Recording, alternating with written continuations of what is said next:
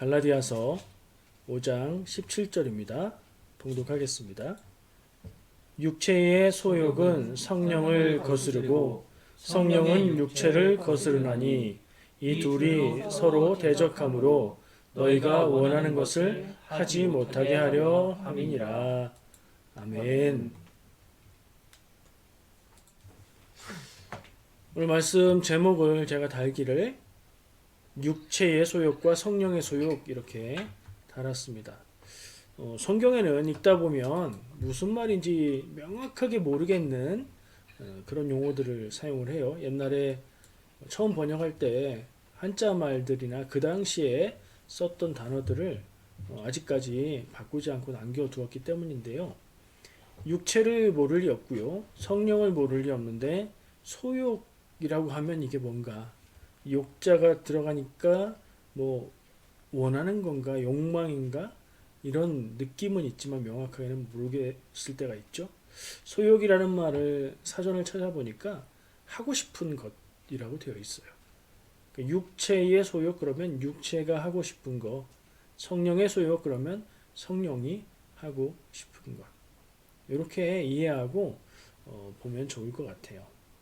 육체가 하고 싶은 것과 성령이 하고 싶은 것은 서로 같지 않고 합하지 않고 서로 반대가 돼서 우리 안에 있는데 그것이 갈등을 일으킨다.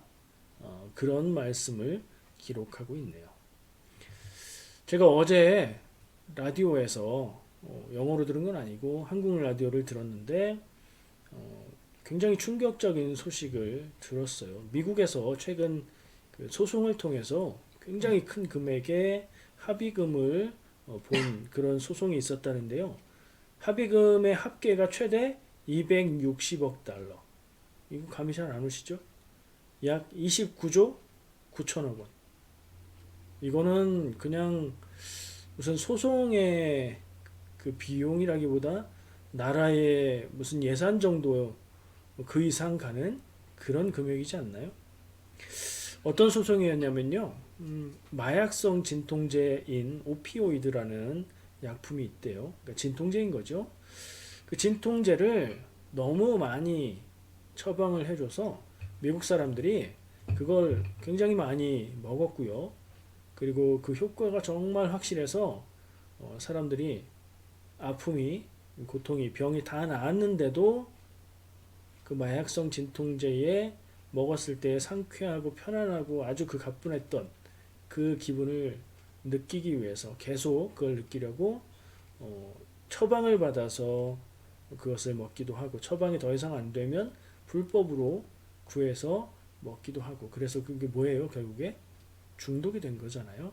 그 마약성 진통제라는 건 마약 성분으로 고통을 줄여주는 약품인데 그것을 마약처럼 합법적인 마약처럼 사용을 한 거죠. 어떻게 그런 일이 있을 수 있나? 이게 1990년대까지는 뭐 암 수술이나 큰 수술을 한 후에 일정 기간만 제한적으로 사용하는 그런 진통제였는데요. 제약회사에서 로비를 통해서 그게 일반 진통제로 처방을 할 수 있게 그리고 이 중독성에 대해서 평가가 굉장히 낮게 속인 거죠. 그렇게 해서 지금까지 2000년 이후에 20여 년간 계속 미국 사람들이 정말 애용을 했단 얘기인데 그게 왜 소송거리가 될까요? 마약에 중독되어서 마약 중독이 심해지면 그리고 계속 복용을 하면 어떻게 돼요? 죽잖아요. 20여 년간 50만 명 이상의 미국인들이 사망을 했다고 합니다. 그래서 그걸 소송을 했는데 개인이 한 게 아니라 5천 군데 정도의 지자체가 제약회사와 유통업체들을 소송을 해서 그리고 중간에 합의가 된 금액이 260억 달러라는 거예요. 여러분 미국 사람들은 바보라서 마약성 진통제라지만 결국에는 좀 강도가 약한 마약을 계속 먹은 걸까요? 마약을 계속 먹어도 나에게 아무 이상이 없다고 생각한 걸까요? 세상에 마약이 건강을 해치고 인생을 망가뜨린다는 건 다 아는 사실이죠. 특히 미국에선 더 그럴 거예요. 미국에선 마약으로 인생을 망가뜨리고 건강을 해치고 죽음에 이르는 경우들이 너무 많기 때문이죠. 그럼에도 불구하고 이런 사건이 있었고 소송을 통해서 이 정도 정말 놀라운 이런 거 보면서 천문학적인 규모라고 얘기하는 거예요. 그렇죠? 이런 놀라운 일이 최근에 있었다고 합니다. 이익을 위해서 남에게 해가 되는 일을 아무런 양심의 거리낌 없이 할 수 있다? 이거 나쁜 거죠. 인간의 탐욕의 문제입니다. 그리고 그것들이 나쁠 수 있다는 것을 알면서도 순간적인 편안함과 즐거움을 위해서 자기가 죽을 수 있다는 사실을 모르지 않았는데도 거기에 빠져들었던 어리석음도 나쁘다고 생각합니다. 캐나다도 마약에 있어서 자유롭지 않은 것으로 알고 있습니다. 다행히 한인들 같은 경우에 그것에 많이 노출되거나 그런 삶은 아닌 것으로 제가 알고 있어요. 또 마약에 관련해서 놀라운 소식이 미국에서 라디오에서 들었는데 콘서트 행사가 있었답니다. 페스티벌로. 근데 유명한 래퍼가 공연을 하는데 사람들이 갑자기 앞쪽으로 쏠려서 8명이 압살을 했대요. 그러니까 사람들이 막 밀려들어서 밀어서 사람들이 쓰러지고 깔려서 밟히고 눌려서 죽은 사람이 8명이라는 얘기예요. 이게 지금 21세기 현대 문명 국가에서 있을 수 있는 일인가요? 근데 더 놀라운 사실이 있는데 그 콘서트장 현장에서 많은 사람들이 무차별적으로 마약 공격을 받았다. 이런 얘기가 있습니다. 무슨 얘기냐면 콘서트장에서 그런 혼란이 있을 때에 그것을 앞뒤로 해서 많은 사람들이 목에 따가운 통증을 느끼고 의식을 잃은 그런 사람들이 있었다는 보고가 있고 그 사람들은 병원으로 이송돼서 마약 치료제를 통해서 치료가 되었다고 해요. 여러분 마약이 비싸다고 생각하시죠?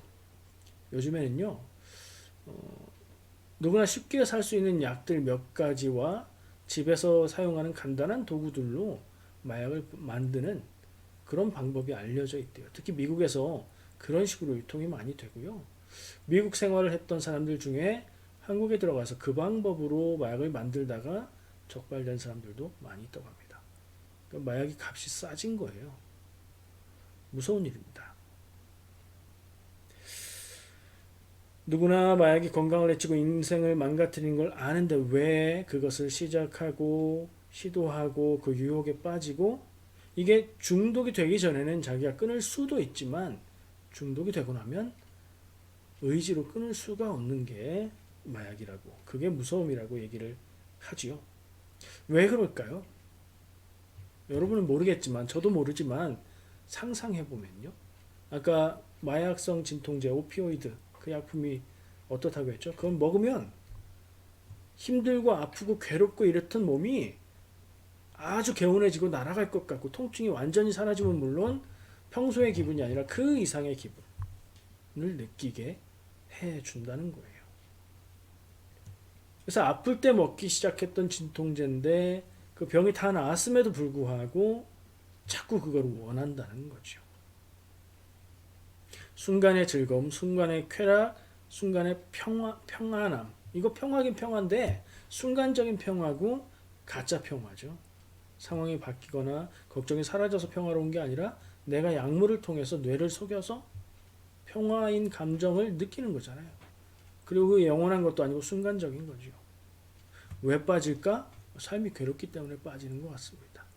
몸에 통증이 있을 때 통증을 해소하기 위해서 진통제를 먹고 마음에 괴로움이 있을 때 그것을 잊기 위해서 그것을 또 먹고 몸이 아프거나 마음이 괴롭거나 삶이 고단하거나 그런 반증 아니겠어요? 그냥 사는 것 자체가 평화롭고 문제가 없다면 사람들이 왜 그것에 빠지겠습니까?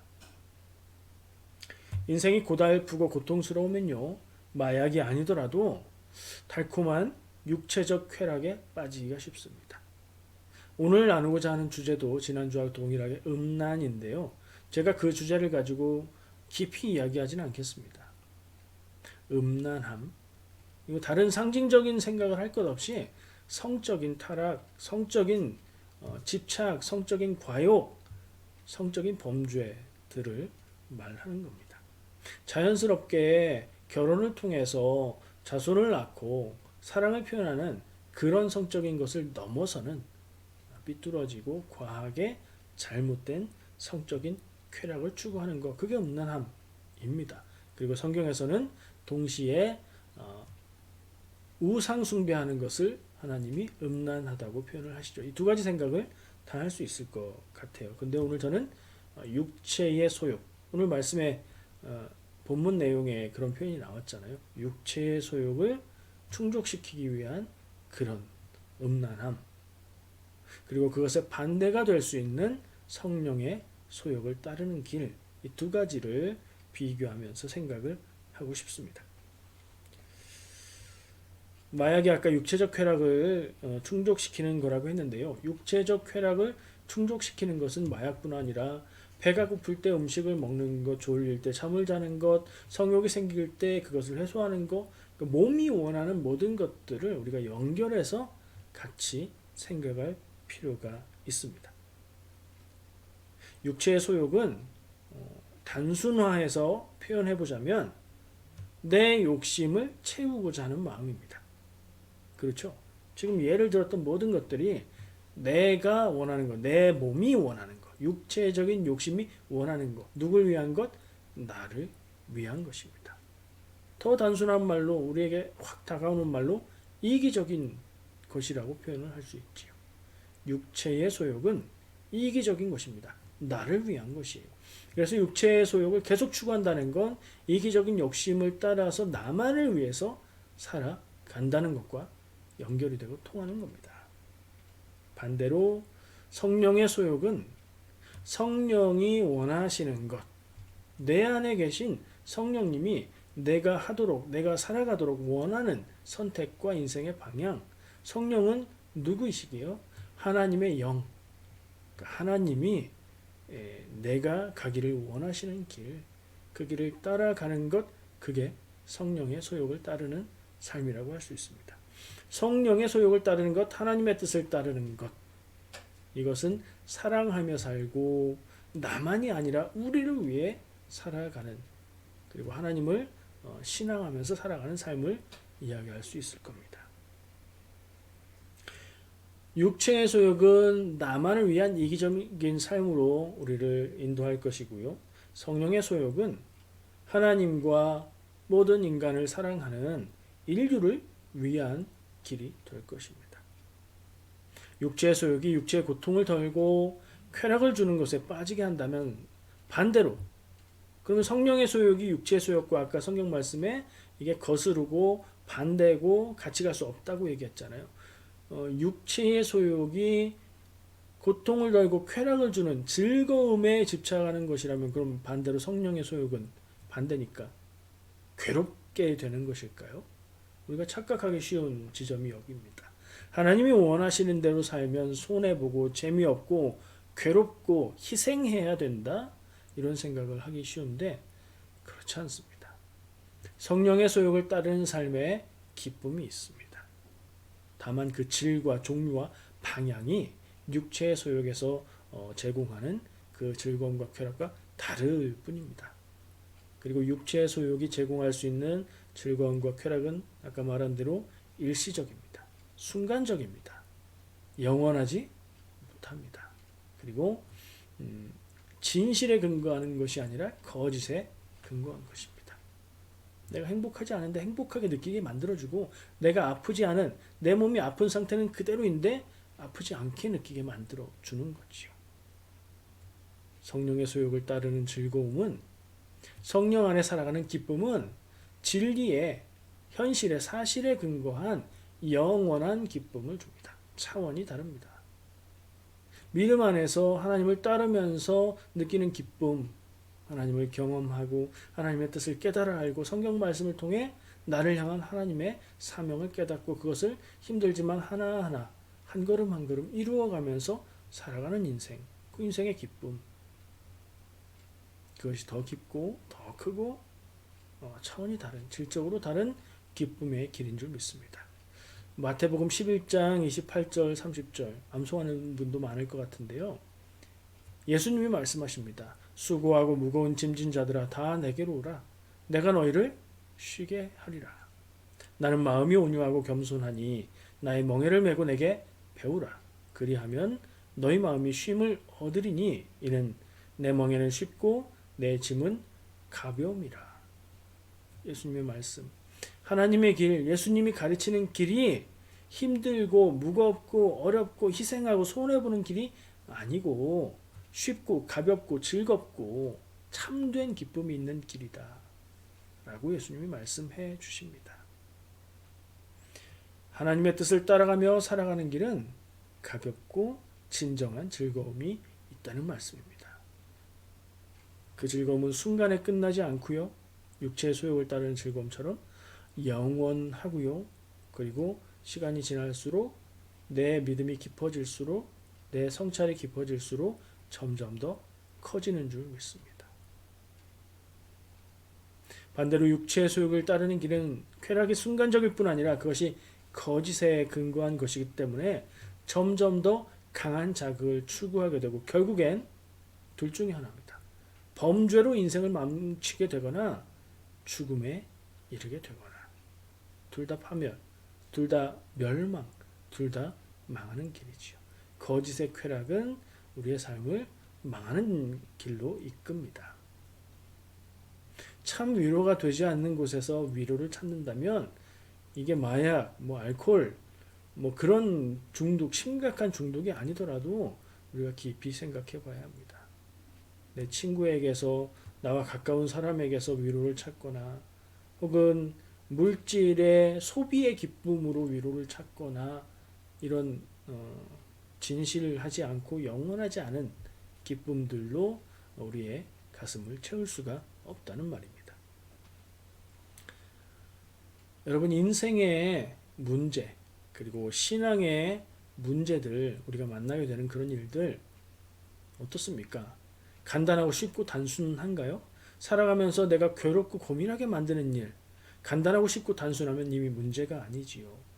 복잡하고 해결하기 어렵고 답을 잘 모르겠고 그래서 어려운 거지요. 신앙 역시 마찬가지예요. 근데 때로는 인생이나 신앙의 문제들은 이렇게 복잡한 문제인데 그것에 대한 답은 사실은 명쾌하다, 너무나 쉽다, 너무나 단순하다 라고 자신 있게 말하는 사람들을 봅니다. 저는 그렇게 생각하지 않습니다. 복잡한 인생의 문제, 미묘한 신앙의 문제들은 복잡하고 미묘한 답이 해결되는 정답입니다. 어려운 문제 쉬운 답이 될 수 있을까요? 답이라고 느낀다면 그것은 너무 얕은 답이던가 혹은 거짓에 속는 일이 될 겁니다. 이단들이 그런 길이고요. 쉽게 신앙생활하는 것, 예수 믿고 헌신하면 복 받고 다 잘 된다 라고 말하는 것도 거기에 가깝습니다. 인생의 고통은 피해서 해결할 것이 아니라 그 인생의 문제와 고통과 씨름하면서 우리가 인격과 지혜와 믿음이 성장해 가는 겁니다. 성장해서 극복하고 넘어서게 돼야 되는 겁니다. 그래서 인생의 고통이 오히려 복이 된다고 말하는 것입니다. 인생의 문제, 신앙적인 문제에 쉽게 답하는 답을 따라가지 마시기 바랍니다. 이것은 평생이 걸리는 문제예요. 문제가 어려워서 평생이 걸린다는 것이 아니라 평생을 통해서 그것과 씨름하며 살아가야 그 답을 평생을 통해서 이룰 수 있는 것이기 때문에 누구에게나 평생이 걸리는 문제, 평생의 삶이 답이 되는 그런 문제입니다. 사람의 마음속에 원하는 것이 두 가지가 있습니다. 여러분도 그렇고 저도 그렇고 누구나 똑같다고 생각을 하는데 그게 오늘 제목으로 걸었던 육체의 소욕과 성령의 소욕입니다. 육체의 소욕은 내 육신의 욕심을 채우려는 마음이고요. 다른 하나는 성령의 인도하심을 따르는 겁니다. 신앙이 없는 사람들은 이 부분이 양심을 따르는 길이 될 수도 있겠고 옳은 길을 찾아가는 길이 될 수도 있겠지요. 나만을 위한 길이 있고 진리를 찾아가는 길이 있다 이렇게 말할 수 있을 것 같아요. 이것은 서로 그 길이 반대가 됩니다. 우리가 길을 걸어가다가 두 양갈래 길을 만난다면 그 길은 만날 수가 없죠. 갈라지고 나서 다시 만날 수가 없죠. 왜요? 갈래길이니까요. 여기까지는 너무 쉽게 우리가 생각할 수 있는데 우리의 마음을 생각해 봅시다. 우리의 마음 안에 육체의 소욕이 있고 성령의 소욕이 있다. 방향이 다르다. 단순하게 말하면 이런 겁니다. 세상에서 잘 살고 싶은 마음, 내가 가지고 싶은 걸 가지고 싶은 마음도 있고 여러분 있으시죠? 저도 있습니다. 하나님의 뜻을 따르고 진리를 따르고 옳은 길을 따르는 그걸 원하는 마음도 있죠. 누구나 있습니다. 이 두 길을 한 사람이 다 가고 싶다. 이 두 가지를 다 갖고 싶다. 가능할까요? 가능했으면 좋겠습니다만 저는 그게 가능한 길을 찾지 못했습니다. 성경에도 그 길을 찾다가 찾지 못한 사람의 이야기가 나오죠. 영생을 물으러 예수님께 찾아왔던 부자 청년 이야기입니다. 예수님께 그는 이미 부자였고 신분적으로도 좋은 신분을 가지고 있었고 모든 것이 다 갖춰진 이 세상에서의 모든 조건을 갖춘 사람이었는데 그가 영생까지도 원했습니다. 예수님은 그에게 답을 주셨어요. 네 가진 모든 것을 팔아 이웃과 나누고 나를 따르라. 세상에서 누리고 있는 좋은 것들은 포기해야 영생을 얻는다라고 말씀하신 거예요. 근데 그가 어떻게 했습니까? 근심하는 얼굴로 돌아갔어요. 왜요? 두 가지 다 가지고 싶었는데 두 가지를 다 가질 방법이 없으니 영생도 원하지만 영생보다는 세상의 부귀를 포기할 수 없어서 그렇게 근심하는 얼굴로 돌아갔다는 겁니다. 누구나 마음속에 두 가지 길이 있습니다. 그리고 이 두 가지 길을 고민하고 갈등하고 괴로워하다가 어느 한쪽으로인가는 기울게 되어 있습니다. 여러분의 인생은 갈등하고 있습니까? 혹은 이미 기울어 있습니까? 기울어 있다면 어느 쪽으로 기울어 있으십니까? 고민하고 온전한 결단을 내려야 될 것입니다. 자, 이런 육체의 소욕을 따르는 일 중에 음행, 음란, 다시 좀 구체적인 주제로 돌아와서 그 특징이 있어요. 성경 말씀에 고린도전서 6장 18절 20절 말씀을 보면요. 음행을 피하라. 사람이 범하는 죄마다 몸 밖에 있거니와 음행하는 자는 자기 몸에게 죄를 범하느니라. 너희 몸은 너희가 하나님께로부터 받은 바 너희 가운데 계신 성령의 전인 줄을 알지 못하느냐. 너희는 너희의 것이 아니라 값으로 산 것이 되었으며 그런즉 너희 몸으로 하나님께 영광을 돌리라. 많은 죄들이 있는데 다 죄지만 다른 죄들은 나의 몸 밖에 죄를 짓는데 음행, 음란의 죄는 내 몸에다 죄를 짓는 것이고 성도의 몸은 성도의 인생은 성령님의 전, 하나님의 전, 곧 성전인데 그런 죄는 성전을 파괴하고 무너뜨리는 죄가 된다. 그런 말씀으로 읽을 수 있습니다. 마약 중독, 알코올 중독, 흡연, 식탐으로 인해 건강을 해치는 일, 내 몸에 죄를 짓는 일들이 다 그런 특징을 갖는다고 생각할 수 있습니다. 내 몸을 해치는 죄는 하나님을 해치고 성전을 해치는 죄가 됩니다. 사람은 돈을 따르거나 하나님을 따라 살 수 있는데 둘 다 따라 살 수는 없습니다. 예수님이 말씀하셨죠. 돈과 하나님을 겸하여 섬길 수 없다. 방향이 다르기 때문입니다. 돈을 따르는 것은 육체의 소욕을 따르는 길이요. 하나님을 따르는 것은 성령의 소욕을 따르는 길입니다. 오늘 이 시간 나눈 말씀을 마음에 담고 기억하시고 나는 어떤 길을 따라서 살고 있는가 한번 질문해 보시기 바랍니다. 저는 우리가 함께 하나님을 따라서 더 기쁜 마음으로 힘차게 살아갔으면 좋겠습니다. 기도하겠습니다.